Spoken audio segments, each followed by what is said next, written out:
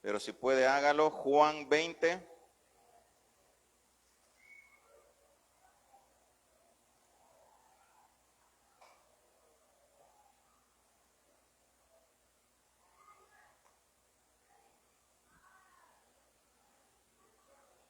Juan 20, 26.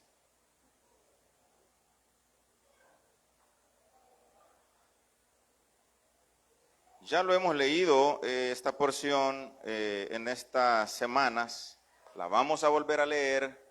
Vamos a nuevamente a recordar y a hacer énfasis, hermanos, en la resurrección de Jesucristo, porque Jesucristo cuando resucitó de los muertos, estuvo por 40 días predicando, restaurando, enseñando, instruyendo a sus discípulos y a muchos otros.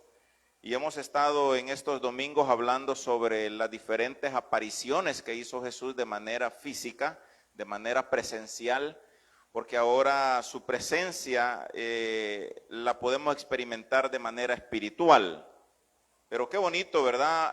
Fue para los discípulos y otros que vieron al Señor Jesús resucitado en forma corporal, que es algo pues muy importante porque lo hizo con su cuerpo. Es decir, él no era un espíritu el que anduvo apareciéndose, sino que era él en forma corporal, aunque no tenía limitaciones como las tenemos nosotros en cuanto a un cuerpo físico. De repente, pues, dice que estaban reunidos y el Señor se apareció, es decir, nadie le abrió la puerta. ¿Cómo hizo? Pues, traspasó, ¿verdad? Esas barreras físicas para nosotros. Y el Señor nos regala, hermanos, ¿verdad? En su palabra, a través de los evangelios, estas experiencias y estos acontecimientos sobrenaturales. Lea conmigo Juan 20, 26 al 31.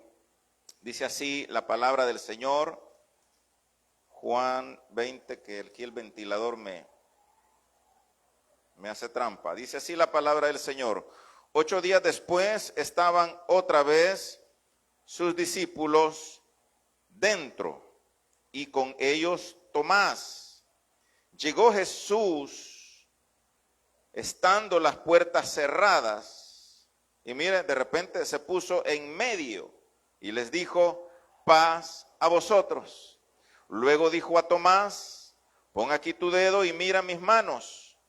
Acerca tu mano y métela en mi costado y no seas incrédulo, sino creyente.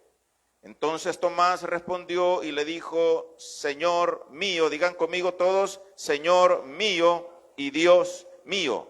Jesús le dijo, porque me has visto, Tomás, ¿creíste? Bienaventurados los que no vieron y creyeron. Gloria al Señor. Versículo 30 dice, hizo además Jesús muchas otras señales en presencia de sus discípulos, las cuales no están escritas en este libro, pero estas se han escrito para que creáis que Jesús es el Cristo, el Hijo de Dios, y para que creyendo tengáis vida en su nombre. Señor, te damos gracias por tu palabra. Haga la obra que tiene que hacer en nuestros corazones. Tu palabra es verdad, tu palabra es real, tu palabra nos da vida. Y prepáranos, Señor, para tener esa comunión, esa relación contigo que necesitamos, encontrarnos contigo cada día y así, Señor, experimentar ríos de agua viva en nuestro interior, experimentar esa obra maravillosa que solo tú puedes hacer en nuestro corazón y en nuestra vida. Ponemos ese tiempo en tus manos en el nombre de Jesús. Amén. Pueden sentarse, hermanos. En esta ocasión Jesús se aparece a sus discípulos, ya estando Tomás. Recuerden que hubo una ocasión en la que Tomás no estaba. Jesús apareció a sus discípulos Señor resucitado, que llegó donde ellos estaban, Tomás dijo, no puedo creerlo y no lo voy a creer hasta que yo no meta mi mano en su costado y ponga mi mano también ahí en la cicatriz o en el hoyo de sus manos donde los clavos traspasaron. Y así fue, tal y como lo pidió. Apareció Jesús y le dice, Tomás, pon tu mano en el costado, pon tu mano aquí en mi mano y mira que soy yo, que soy real, que no soy un espíritu, que no soy una leyenda, un cuento. Y así fue, hermanos, como esta aparición de Jesús nos deja varias lecciones, nos deja a nosotros varios principios bíblicos y nos deja este momento poderoso, hermanos, donde estas palabras también ahora son muy importantes para nosotros los hijos de Dios. Cuando Tomás le dice, Señor mío, ¿y qué más le dijo? Dios mío, Señor mío y Dios mío. Estas palabras, hermanos, solo pueden salir de un corazón genuinamente transformado por el Señor y solo pueden salir cuando reconocemos la deidad de Jesucristo. Cuando Él ha hecho una obra en nosotros, podemos nosotros decir, Señor mío y Dios mío. Cuando usamos el nombre del Señor en vano, estamos cometiendo un error, porque si algo pasa en la calle, alguien dice, ¡ay, Dios mío!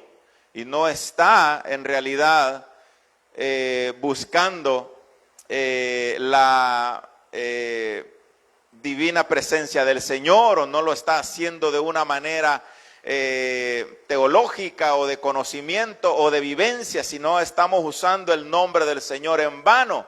Pero cuando usted dice Señor mío, o cuando usted dice Dios mío, ayúdame, y reconoce esa deidad y ese poder, entonces usted, hermano, está dando esa palabra, esas frases que salen de un corazón transformado, de un corazón genuinamente restaurado por la presencia del Señor. Una fe genuina reconoce la deidad de nuestro Señor Jesucristo.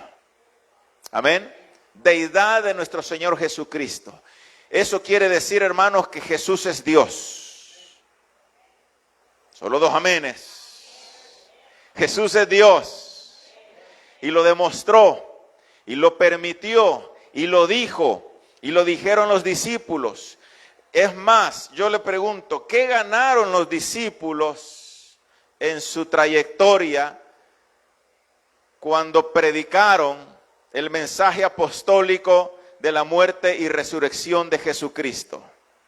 Cuando fueron perseguidos y confrontados por los fariseos, los judíos y todos aquellos que se oponían al mensaje de Jesucristo resucitado, ¿qué ganaron? ¿Qué ganaron ellos al proclamar que Jesús era Dios, que era el Hijo de Dios y que era el Alfa y el Omega? ¿Qué ganaron?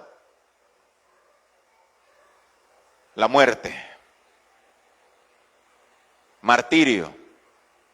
Según la tradición, es decir, según los historiadores, según los que escribieron, no están aquí en la Biblia porque la muerte de los apóstoles no está aquí ya, porque el canon bíblico estaba ya siendo formado y estos escritos se consideran historia y no una revelación, pero según los escritos de muchos historiadores y muchos discípulos de los discípulos, porque los discípulos como Juan, Pedro y todos los demás, muchos de ellos tuvieron discípulos también después con ellos, y ellos fueron los que escribieron la forma de cómo los discípulos, los apóstoles, los 11, fueron martirizados.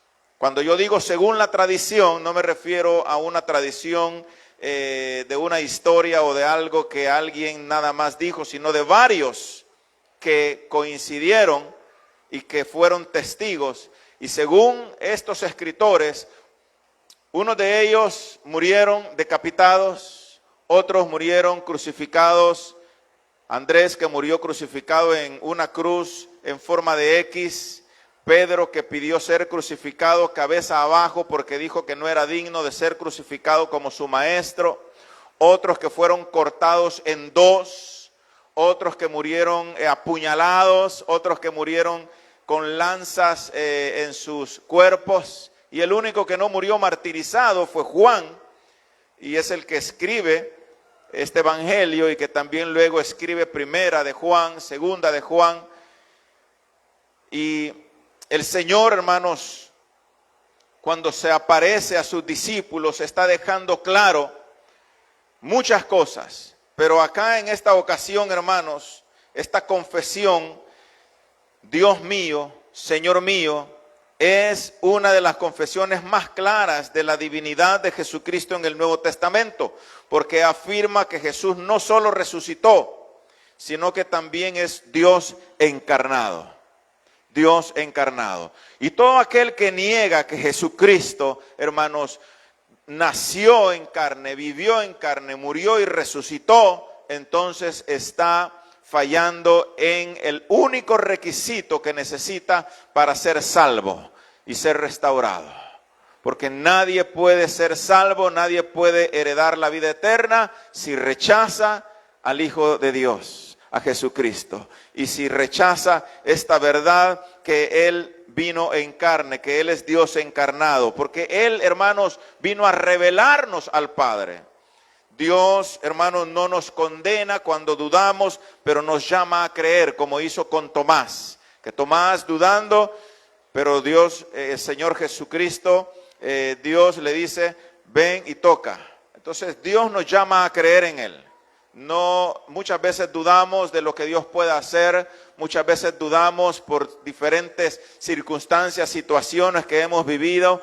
Dudamos del poder de Dios, dudamos, hermanos, de su presencia, dudamos de que Él nos esté llamando, nos esté todavía formando, nos esté dando esa oportunidad de seguir adelante. A veces dudamos, hermanos, pero Él nos llama a creer. Él siempre estará, hermanos, dispuesto a restaurarnos, a llamarnos, a creer, sobre todo si hemos entrado en un tiempo, hermanos, de incredulidad o de frialdad. Señor mío y Dios mío, hermano, Jesús es Dios. Ese es el fundamento de la fe cristiana. Si Jesús no fuera divino, no hubiera podido hacer expiación por nuestros pecados. Su deidad entonces, hermanos, se demuestra por tres razones. Hay muchas más, pero yo solo escogí tres. La primera es por los nombres que recibe, hermano. Los nombres que Él recibe son tres. Hay muchos nombres que Él recibe, pero tres de ellos, hermanos, están en la palabra del Señor. Es decir, que su deidad se demuestra por sus hechos, por su resurrección corporal. Su deidad se demuestra por la adoración que Él permitió que le hicieran cuando se inclinaban a Él. El ciego que fue sanado y que se postró ante Él. Y muchos más, hermanos, y Jesús les decía que no le dijeran todavía a nadie que Él era el que le había sanado, porque su tiempo no había llegado, porque los judíos, especialmente los sacerdotes, sumos sacerdotes, estaban tramando cómo matarle, porque su ministerio y su presencia era una amenaza para ese malintencionado proceso y tiempo que los fariseos y los grandes sacerdotes y sumos sacerdotes habían creado. Ellos habían, hermanos, hecho, como decimos, un gran chanchullo de la ley solo para beneficiarse. Ellos, los grandes hombres de la ley, vivían como reyes, vivían bien, les gustaba toda la atención también de la gente. Obligaban a los judíos a rendirles honor, y bueno, cuando Jesús me los agarra en Jerusalén, ¿verdad?, días antes de su crucifixión, me les dice de todo a estos fariseos, ¿verdad?, que ahora pues los podemos comparar con los legalistas que están buscando siempre la forma de cómo atacar el evangelio, o a aquellos que ellos dicen que no nos vamos a salvar. ¿Han escuchado ustedes algunos que nos han dicho que los de las asambleas de Dios no se van a salvar porque somos muy liberales, porque somos aquí, que viste lo otro, y empiezan a ver muchas cosas externas como hacían estos fariseos, como hacían estos hombres de la ley, hermanos, que Jesús me los agarra y me les dice, bueno, es más fácil que un camello entre por el hoyo de una aguja que un rico en el reino de los cielos, porque ellos eran ricos, se habían beneficiado de la ley y de muchas otras cosas, y todo el negocio que había a los alrededores del templo, hermanos, era algo que ellos habían hecho de manera muy estratégica para que todas las ganancias de esos negocios y de la venta de animales que servían para el sacrificio, ellos eran los dueños, ellos eran los que vendían esos animales, ellos eran los que obtenían ganancia. Entonces había una corrupción tremenda, hermanos. Por eso para ellos Jesús era una amenaza. Pero para usted y para mí Jesús no debe ser una amenaza. Jesús no debe de ser alguien a quien vamos a despreciar. No debe ser de un momento, de una temporada. Jesús debe ser, hermanos, el Rey que gobierna nuestra vida, el Señor que viene, hermano, a gobernar nuestro corazón y a darle sentido y propósito a nuestra vida. Qué bueno por ese amén. Ya los vi que hoy no vinieron tacaños. Dios, el primer nombre que Jesús recibe y que quiero hacer, hermano, referencia, lo dice el mismo Tomás: Señor mío y Dios mío. Algo que incomodaba a las grandes élites religiosas de ese tiempo, que le dijeran Dios a Jesús, que dijeran que Él era el Mesías. Y por eso la predicación de los apóstoles, hermanos, fue perseguida por los mismos judíos. Eran los judíos, hermanos, que estaban en contra de Jesucristo, que le ponían el dedo, digámoslo así, ¿verdad?, a los cristianos, y le decían a los romanos: miren, estos que se hacen llamar cristianos son una amenaza para el imperio, ¿verdad?, de César, son una amenaza para ustedes. No les permitan hacer culto, no les permitan adorar a ese hombre que ellos llaman rey, porque rey solo hay uno y es César, decían ellos. Con tal de que los romanos, ¿verdad?, persiguieran a los cristianos, y así fue. Una persecución, hermanos, que duró después varios siglos, hasta en el año 312 más o menos, que aparece Constantino para prohibir la persecución de los cristianos, que se escondían en catacumbas, que se escondían en muchos lugares para leer la Biblia, lo que tenían de la Biblia en ese momento, los pergaminos y muchos escritos, ¿verdad?, muchas copias que se habían hecho de la Biblia, de la ley y los profetas.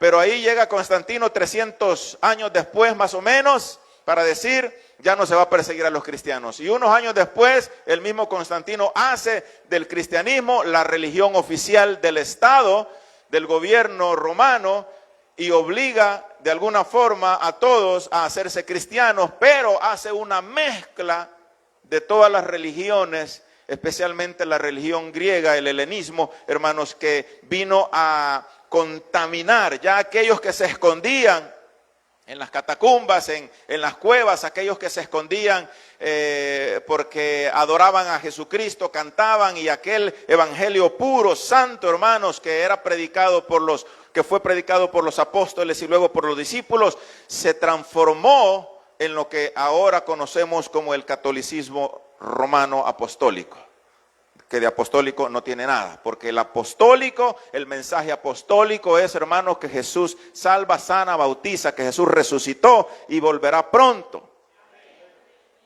Y usted y yo, hermanos, ahora hemos conocido a Dios a través del Espíritu Santo. Su presencia, hermano, está accesible. Y lastimosamente esos cristianos, esos, digámoslo así, líderes a los que llamaron, no le llamaban sacerdotes, pero eran los líderes.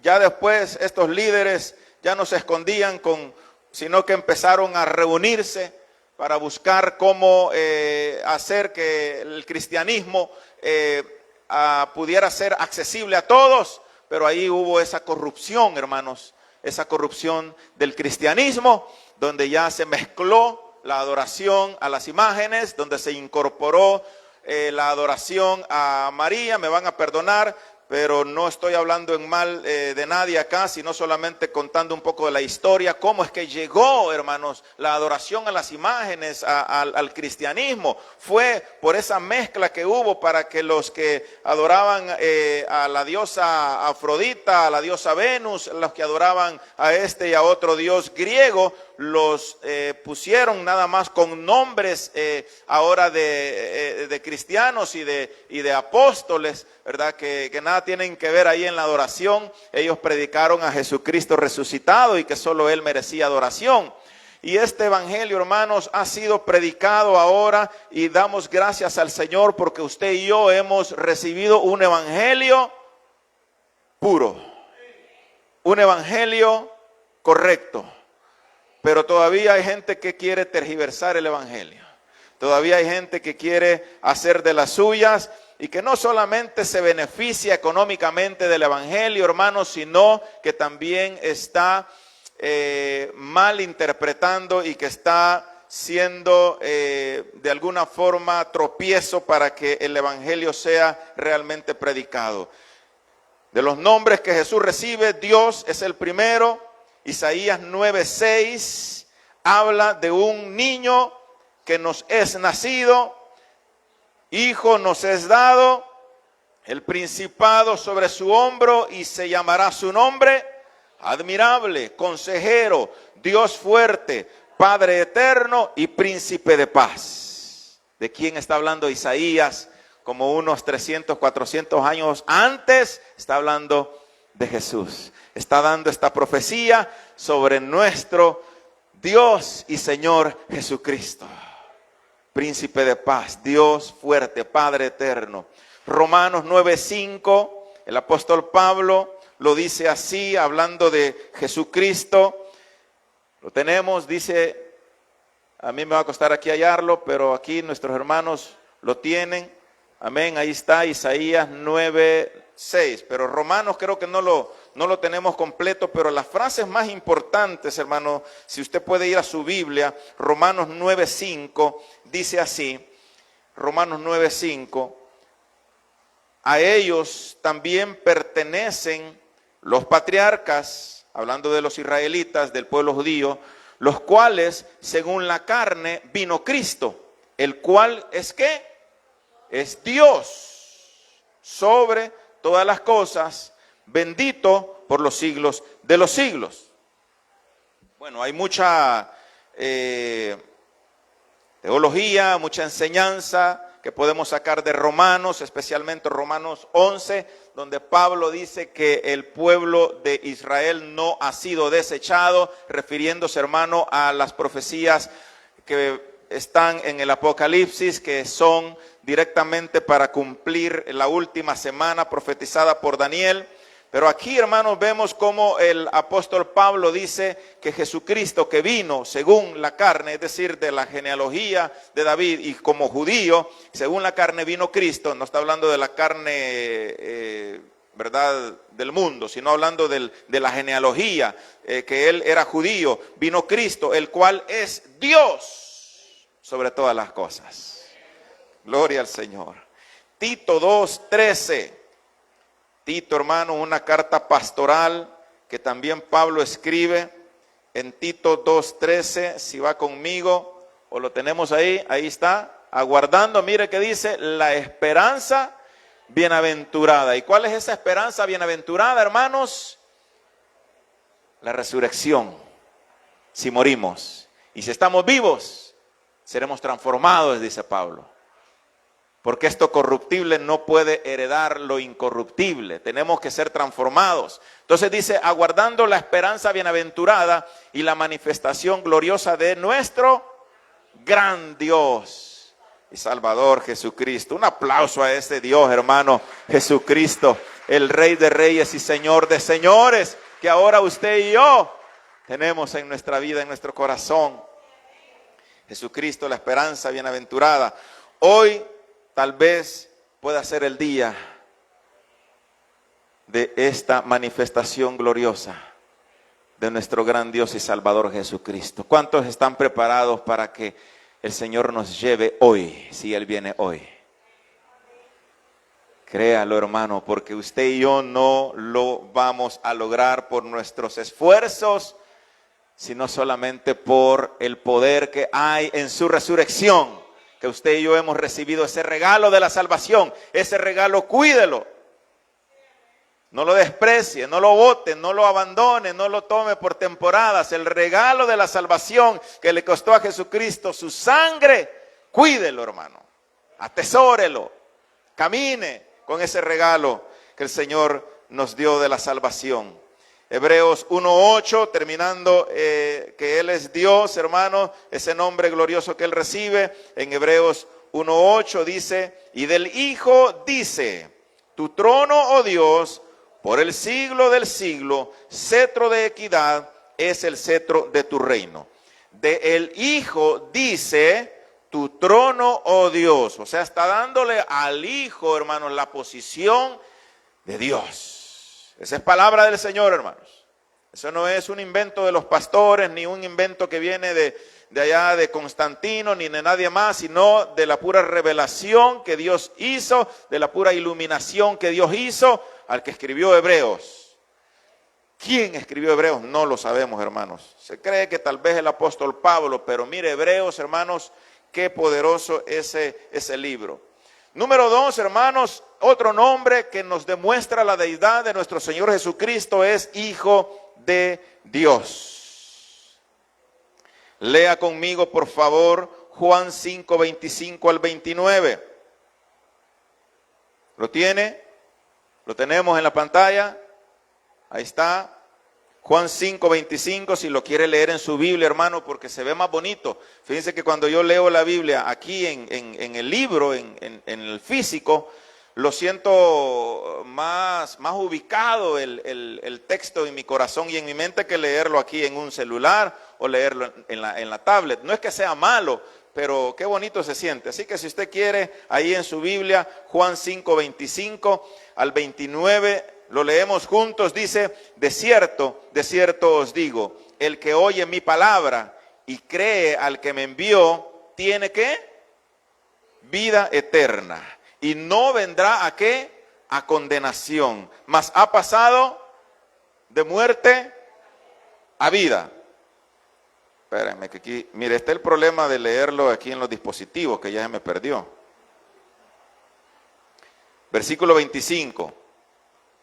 Ha pasado de muerte a vida, gloria a Dios. Y el versículo 25 dice, de cierto os digo, viene la hora, y ahora es, cuando los muertos oirán la voz de ¿quién? Del Hijo de Dios. Y los que la oyeren, vivirán. Porque como el Padre tiene vida en sí mismo, así también ha dado al Hijo el tener vida en sí mismo. Y también le dio ¿qué? Autoridad para hacer juicio, por cuanto es el Hijo del Hombre. No os maravilléis de esto, porque vendrá hora cuando los que están en los sepulcros oirán su voz. Y los que hicieron lo bueno saldrán a resurrección de vida. Mas los que hicieron lo malo, a resurrección de condenación. ¿Qué quiere decir esto, hermanos? Que el cuerpo, así como el cuerpo corporal de Cristo resucitó, así también el cuerpo de aquellos que han muerto un día va a levantarse y una vez más va a tener vida, porque la vida eterna, hermanos, no es una vida eterna en espíritu, que nuestra alma va a andar en la tierra, en el cielo nuevo. Es nuestro cuerpo que también, hermanos, va a ser levantado.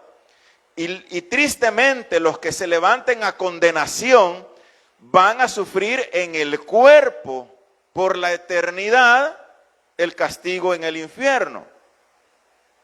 No es el espíritu, no es el alma la que va a sufrir. El alma es eterna. Y por eso, hermanos, el cuerpo se va una vez más a levantar de la tierra o para salvación o para condenación. O sea que no es el alma, no es el espíritu que va a andar sufriendo, no, es este cuerpo. Y ya les he dicho que vamos a tener un cuerpo glorificado, transformado, el mejor cuerpo en nuestra mejor forma física. Amén. Ya esta espalda que me duele cuando hago ahí deporte, cuando corro, la pastora me gana. Para que sepan, nosotros salimos a correr 1 o 2 veces a la semana. Ella me gana. Ahí va delante de mí, yo voy apenas ahí por la espalda, las rodillas. Ya este cuerpo, hermano, no lo voy a tener. Va a ser el que yo tenía a los 20 años probablemente. Así bien poderoso. Que a cualquiera dejaba yo ahí en la cancha. Son bromas. Pasaba la pelota, pero el jugador no. Y qué bonito va a ser, hermanos, disfrutar del cielo nuevo y la tierra nueva en este cuerpo físico también. Que ya no va a tener corrupción, ya no va a tener envidia, ya no va a tener resentimiento, ya no va a tener hambre, ya no va a tener dolor, tristeza. Todo va a ser, hermano, alegría y felicidad, como es el plan de Dios para sus hijos. Que vivamos, hermanos, eternamente con Él y disfrutemos de la creación y disfrutemos de ese plan que Dios tiene. Pero quiero hacer énfasis, hermanos, en el versículo 29, allí que leímos de Juan 5, porque hay algo que llama la atención y no lo puedo dejar pasar. 5:29, y los que hicieron lo bueno saldrán a resurrección de vida, mas los que hicieron lo malo a resurrección de condenación. Cuando hablamos de lo bueno, no estamos hablando de andar haciendo solo cosas buenas. Porque mire, hay personas que tienen mucho dinero y que probablemente ese dinero que tienen no lo lograron con cosas malas, ¿verdad? Pero hablando de los que han logrado su dinero con narcotráfico y con estafar y todo eso, ellos en su momento saben que han hecho mal, pero quieren hacer cosas buenas. Le donan a un orfanato cientos y miles de dólares, le donan a caridad o a otras a ONGs o otras ¿qué? Entidades. Gracias. A mí me falta el léxico aquí, pero gracias por ustedes que tienen buen léxico. Y tratan, hermanos, de opacar todo lo malo que han hecho, haciendo grandes donaciones para causas nobles y benéficas. Pero aquí la raíz de esta palabra, lo bueno, no es solamente de cosas buenas. La raíz aquí griega, hermanos, es agatos o agatos, no de gatos, no se preocupen, sino agatos. Yo no hablo griego, pero es agatos. O sea, ¿qué significa esa palabra bueno? Esa palabra agatos, lo que sea, como se pronuncie, en la palabra del Señor según el griego, significa bueno, útil, moralmente correcto y alineado a la voluntad de Dios. ¿Estamos? O sea que no podemos, hermanos, creer que esta gente, se va a ir al cielo con todo y zapatos, porque le construyó casa a toda esa gente pobre. Pero es inmoral, pero es cualquier otra cosa menos alguien que ha sido transformado por el poder del Señor. De cierto os digo, ya tiene su recompensa. ¿Cuál será? No lo sé, porque el que va a juzgar al final de los tiempos es el Señor, que se le ha dado autoridad para juzgar. Entonces, lo bueno, hermanos, entonces es que sea útil, moralmente correcto y alineado a la voluntad de Dios. A eso se refiere la palabra bueno. O sea, no quiere decir que no, es que Él fue bueno. Y aquí Juan, el mismo Jesús dijo que los que hicieron lo bueno saldrán a resurrección para vida eterna, porque hicieron lo bueno, pero nunca vinieron al arrepentimiento, pero nunca buscaron a Dios, porque nunca hubo algo sobrenatural en sus vidas de parte de Dios. Nunca hubo, hermano, un arrepentimiento que duele. Cuando usted viene a Cristo, usted sabe, hermano, que duele esa vida que ofendió al Señor. Ese tiempo en el que vivimos lejos de Dios. Esa forma en cómo le fallamos al Señor pero ni Judas fue tan traicionero como algunos. No están aquí, ¿verdad? Están afuera de Versalles. No, pero no allá de los que vienen fuera de Versalles a la iglesia, sino... Y la palabra malo que aparece acá, hermanos, se deriva del griego paulos, que significa perverso, inútil y corrupto. O sea que los que fueron corruptos y perversos van a resucitar para condenación eterna. Entonces, bueno, tiene que ser de acuerdo a la voluntad de Dios.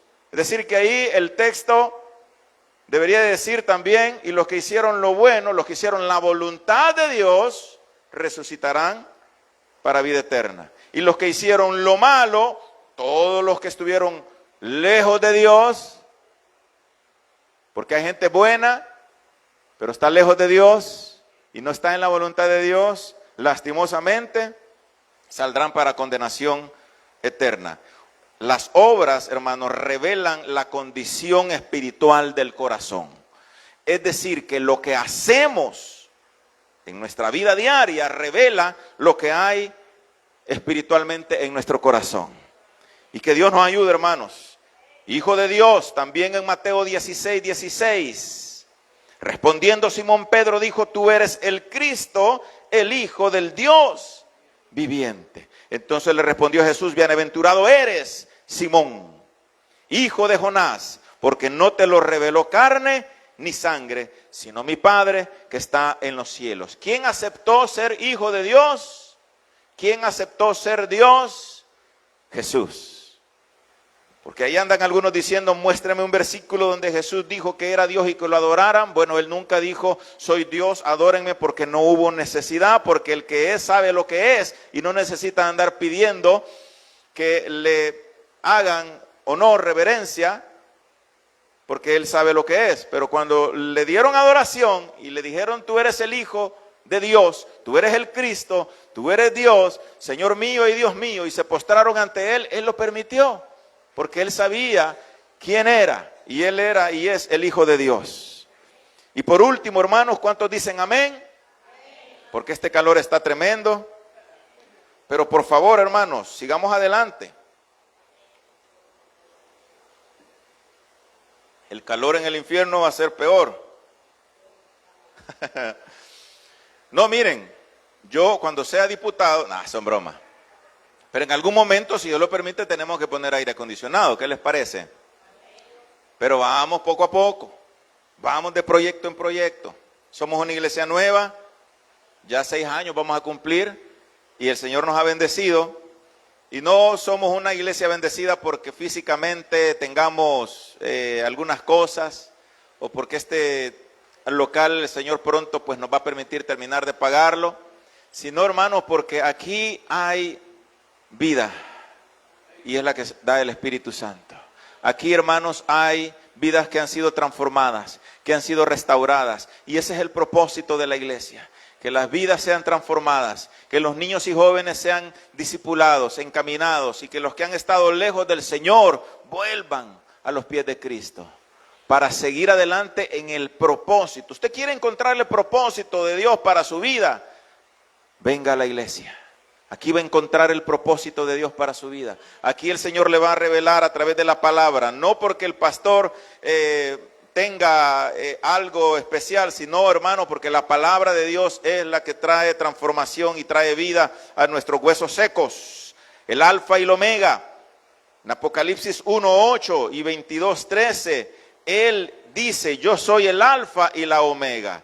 El alfa y la omega, hermanos, quiere decir que Él es Dios eterno. Son las letras del alfabeto griego. ¿Por qué tanto griego aquí si Jesús era hebreo, era judío? ¿Y qué tiene que ver lo griego y que la raíz griega? ¿Por qué, hermano? Porque el Evangelio, la palabra de Dios, especialmente el Nuevo Testamento, fue escrito en griego, porque era el idioma oficial de ese tiempo, de ese momento, cuando Alejandro Magno conquistó y helenizó y fue, hermanos, por todo el mundo conocido en ese entonces, impuso el conocimiento griego, la cultura griega. Y por eso tenemos, hermanos, también que el Antiguo Testamento tuvo que ser traducido al griego, a lo que se le llamó la Septuaginta. Digo esto porque algunos dicen, el pastor no sabe. ¿Cómo no? Son bromas, hermano. Ahí poco a poco el Señor nos va ayudando a conocer muchas cosas. Entonces, ¿pero por qué aquí, hermanos, hablamos de lo griego y todo eso? Porque era el contexto cultural en el que se desarrolló el ministerio de Jesús. Decir griego en ese entonces era como decir ahora ruso, de la NASA, ¿verdad? Bien avanzados en conocimiento y tecnología. Cuando él dice entonces el alfa y el omega, está diciendo que él es Dios eterno, diga conmigo, Dios eterno, que él es desde la creación y será hasta la consumación de los siglos, y que él es el Señor sobre todas las cosas. Si usted va a Juan 1:1, mire hermano, el prólogo que hay en Juan 1:1 trae una palabra y una revelación tan grande, tan fuerte, que cuando usted la lee y la escudriña y permite que le hable, Juan en su prólogo, en sus primeros 18 versículos, hermanos, empieza con algo tan poderoso que es lo que dice así: en el principio existía el Verbo, dando esa palabra de verbo a Jesucristo como la palabra activa de Dios. En el principio era el Verbo, y el Verbo estaba con Dios, y el Verbo era Dios. Este estaba en el principio con Dios. Hablando de Jesús, todas las cosas por medio de Él fueron hechas, y sin Él nada de lo que ha sido hecho fue hecho. En Él estaba la vida, y la vida era la luz de los hombres. Y la luz resplandece en las tinieblas, y las tinieblas no la dominaron. Sin Él, hermanos, nada de lo que ha sido hecho fue hecho. Él es el principio, Él es el fin. En Él estaba la vida. El mundo fue hecho por medio de Él, hermano. Fue hecho carne y habitó entre nosotros. Aleluya. Las apariciones de Jesús, entonces, hermanos, no fueron al azar. Las apariciones de Jesús no solo fueron eventos históricos, fueron encuentros transformadores. Tuvieron un propósito. No solo vinieron para alentar, tuvieron un propósito, hermanos. A los tristes les dio gozo. A los dudosos les dio fe. En sus apariciones a los caídos, Él los restauró. Ahí vemos a Pedro, hermanos, que andaba caído. Negó al Señor, pero Jesús lo restaura. Tuvo un encuentro a solas. Pablo lo dice, se le apareció a Cefas. Nadie sabe qué habló Jesús ahí con Pedro a solas. Lo restauró. Para que cuando ya después llegara y le diga, Pedro, ¿me amas? Él diga, sí, Señor, y ya no estuviera apenado, ni estuviera ahí con dolor en el corazón, ya no estuviera caído. A los llamados les dio misión.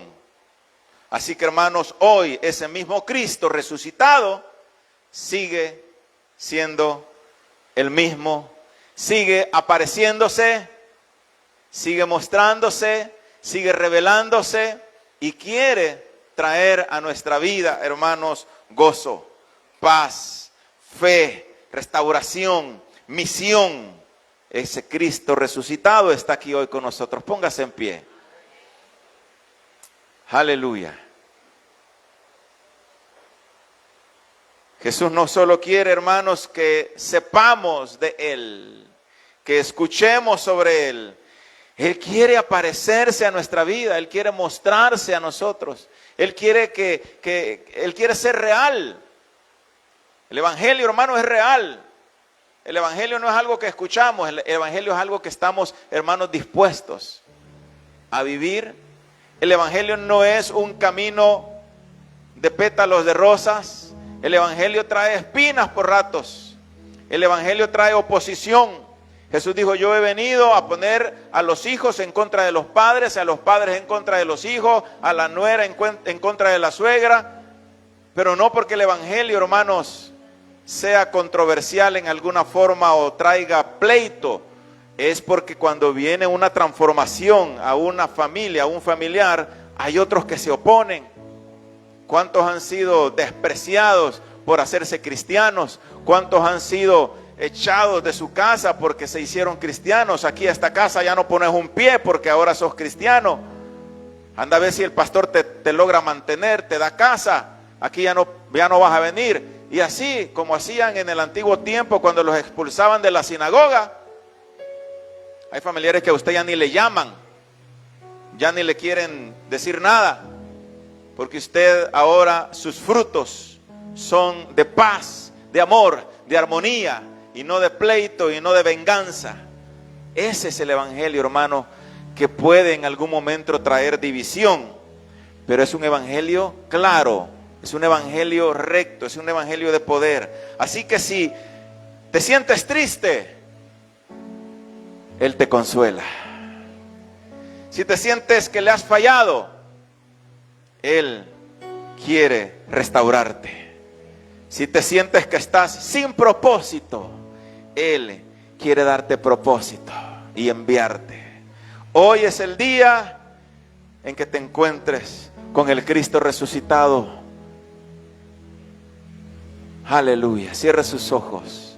Señor, tú conoces nuestro corazón, tú conoces nuestro caminar, tú conoces nuestra vida, tú conoces, Señor, el corazón herido que hay y que debe ser restaurado y que debe ser levantado, que debe ser transformado. Pero también hay corazones de piedra, de carne, que necesitan ser, Señor, tocados, corazones duros que necesitan ser transformados por el poder del Espíritu Santo, porque cuando el Espíritu Santo viene, transforma este corazón de piedra en un corazón de carne.